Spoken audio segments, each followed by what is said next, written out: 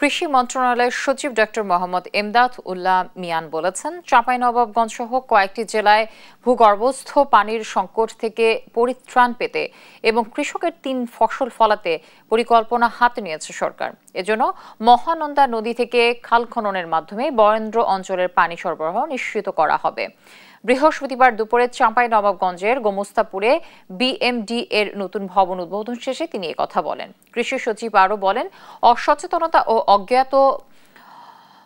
অজ্ঞতার কারণে সারের মাত্রাতিরিক্ত ব্যবহার হচ্ছে, তা রোধে কাজ করছে সরকার। কৃষি মন্ত্রণালয়ের যে বাজেট তার ৭০% বরাদ্দ দেয়া হচ্ছে সারের ভর্তুকিতে।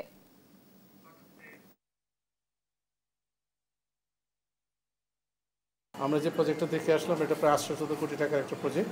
এখানে আমরা এই মহানন্দা এবং পুনর্ভবা যে নদী আছে সেটার যে মোহনা আছে সেখান থেকে আমরা পানি নিয়ে ১৮ কিলোমিটার দীর্ঘ একটা এলাকা ক্লাস্টার করে আমরা সেই এলাকার জন্য ভূগর্ভস্থ পানি নদী থেকে পানি নিয়ে আমরা কীভাবে সেই চাষাবাদগুলো করতে হবে সেটা করব।